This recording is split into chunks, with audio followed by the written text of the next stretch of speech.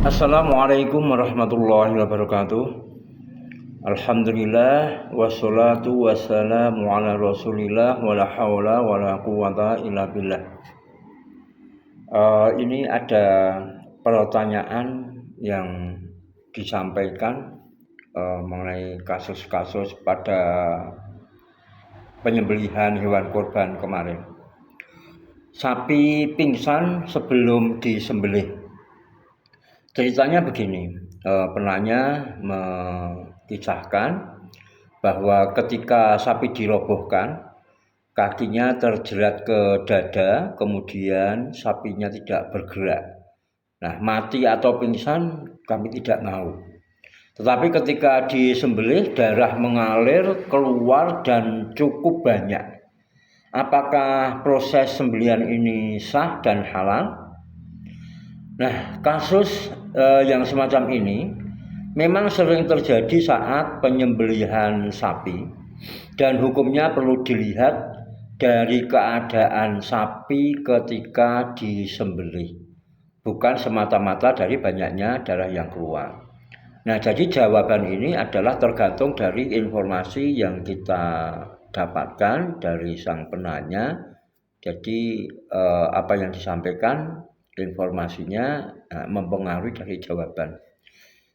Nah, di dalam fikih syarat sah sembelih adalah hewan itu masih memiliki hayah mustaqirah atau kehidupan yang stabil saat hulqum dan mari dipotong.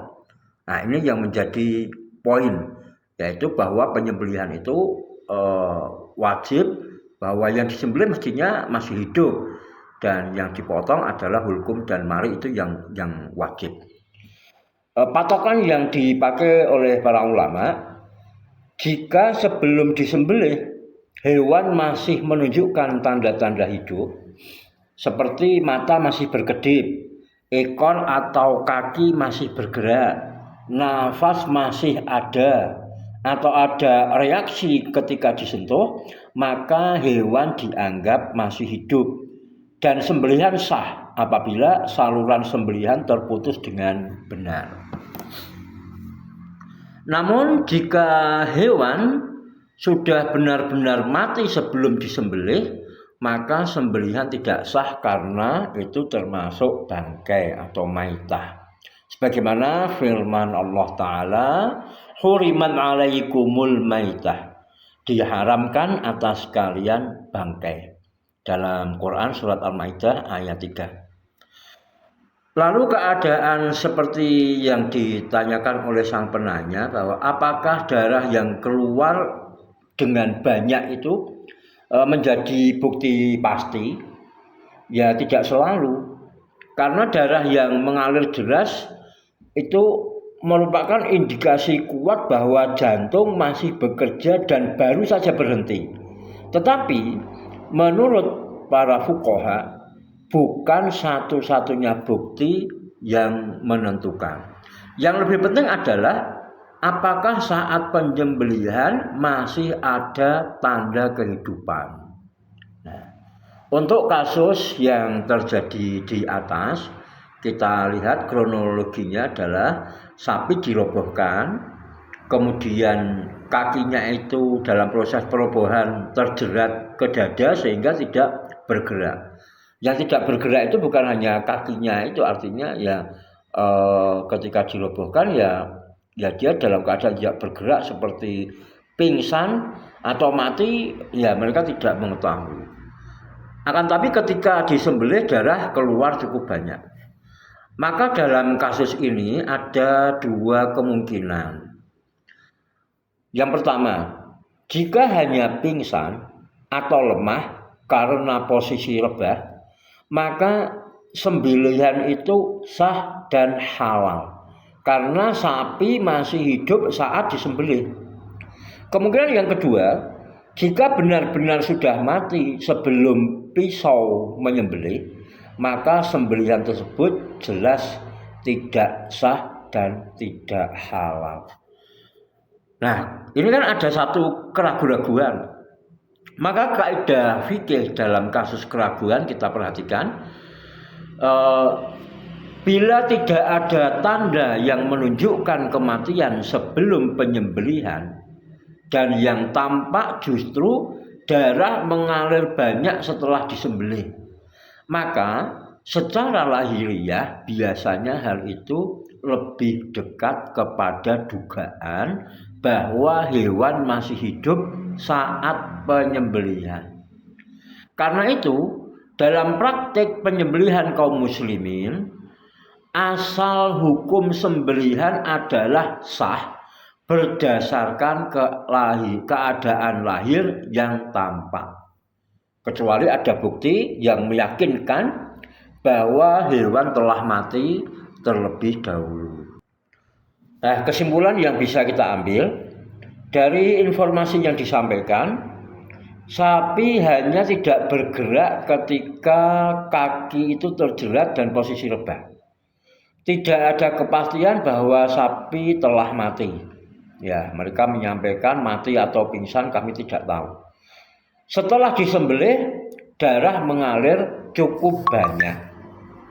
Maka lebih kuat dugaan bahwa sembelihan tersebut sah dan dagingnya halal selama penyembelihan dilakukan sesuai dengan syariat, yaitu memutus hulqum dan mari.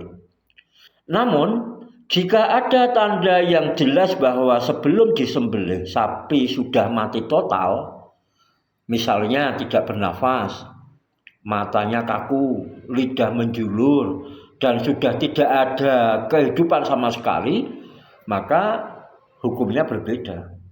Nah, coba mari kita tanyakan kepada sang penanya kalau misalnya ada penjelasan yang lebih rinci. Kita tanyakan berapa lama sapi tidak bergerak sebelum sembelih. Mereka menjawab waktunya sekitar 3 atau 5 menit karena proses perubahan tersebut. Pertanyaan kedua, apakah matanya masih terbuka atau berkedip? Nah, mereka menjawab matanya tidak berkedip. Yang ketiga, apakah setelah disembelih ada gerakan refleks kaki atau badan? Nah, mereka menjawab ketika disembelih tidak ada gerakan. Atau misalnya ada gerakan ya lemah sekali. Nah, dari rincian seperti ini bisa kita sampaikan bahwa sapi tidak bergerak selama 3 sampai 5 detik. Mata tidak berkedip, saat disembelih tidak ada gerakan atau hanya gerakan yang sangat lemah. Namun darah keluar cukup banyak setelah penyembelihan.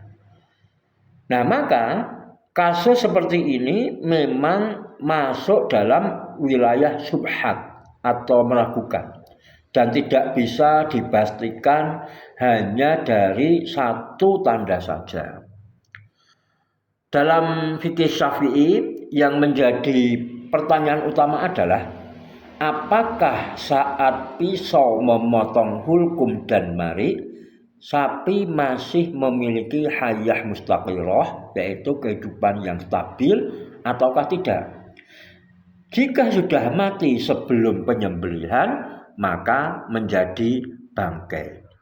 Para ulama membedakan antara hewan yang masih hidup meskipun lemah atau pingsan, nah, maka itu sah disembelih. Hewan yang telah mati maka tidak sah disembelih. Sekarang kita akan membuat analisis tentang tanda-tanda yang disebutkan tadi. Tanda yang mengkhawatirkan dari data yang disampaikan bahwa matanya tidak berkedip, tidak ada gerakan nyata saat disembelih, dan diam selama beberapa menit. Itu tanda yang mengkhawatirkan, artinya tanda-tanda kematian. Nah, tanda yang menguatkan masih hidup itu darah keluar cukup banyak setelah penyembelihan. Dalam praktek penyembelihan sapi, tidak jarang sapi yang tercekik tali atau kelelahan menjadi sangat lemah, bahkan hampir tidak bergerak. Karena itu, ketiadaan gerakan saja belum otomatis membuktikan kematian. Nah, kalau kita lihat di dalam kaidah fikih, jika kematian sebelum penyembelihan tidak dapat dipastikan, sedang secara lahiriah proses penyembelihan dilakukan sebagaimana mestinya. Ya, jadi ketika disembelih itu juga menyembelih hulkum dan marik yang merupakan saluran wajib terputus, maka hukum asalnya tidak berpindah kepada haram hanya karena dugaan. Namun, apabila para penyembelih yang berada di lokasi benar-benar yakin bahwa sapi telah mati sebelum disembelih, maka tentu hukumnya berbeda. Kesimpulan untuk kasus yang ditanyakan. Berdasarkan informasi yang ada saja, jadi karena kita tidak melihat kejadian di situ, ya ini berdasarkan data yang disampaikan saja. Saya tidak bisa memastikan sapi tersebut sudah mati sebelum disembelih. Faktanya, darah yang keluar banyak merupakan indikasi yang mendukung kemungkinan sapi masih hidup saat penyembelihan. Karena kematian sebelum penyembelihan belum terbukti secara yakin, maka lebih dekat kepada hukum sah dan halal, bukan langsung dihukumi bangkai. Tetapi saya juga tidak berani memastikan 100% halal tanpa melihat kondisi di lapangan. Karena tanda-tanda kehidupan yang biasanya dijadikan patokan, yaitu nafas, detak jantung, refleks mata, gerakan tubuh, itu tidak sempat diamati. Maka untuk penyembelihan berikutnya, ini saya memberikan saran, sebaiknya sebelum menyembelih sapi yang telah direbahkan, itu periksa nafas di hidung. Ini dalam kasus yang seperti tadi ya, ada kemungkinan ini mati atau pingsan, periksa saja nafas yang di hidung. Sentuh dan amati bola mata. Biasanya masih ada refleks bila hewan itu masih hidup. Perhatikan denyut di bagian dada atau pangkal leher apabila itu memungkinkan. Dan yang penting ini, jangan menunda penyembelihan terlalu lama setelah sapi berhasil direbahkan. Apalagi kalau dalam keadaan tidak bergerak seperti ini, nggak usah diikat-ikat, langsung eksekusi saja. Nah, dengan demikian tidak muncul keraguan apakah hewan masih hidup atau sudah mati saat disembelih. Jadi berdasarkan data yang ada, sekali lagi ini berdasarkan data yang ada, saya cenderung menilai sembelihan tersebut sah dan halal karena belum ada kepastian bahwa sapi telah mati sebelum disembelih. Meskipun kasusnya memang mengandung unsur keraguan yang sebaiknya dihindari pada penyembelihan berikutnya. Nah, ini jawaban yang bisa saya sampaikan dan mudah-mudahan menjadikan pelajaran berharga pada kita semuanya di masa-masa yang akan datang. Assalamualaikum warahmatullahi wabarakatuh.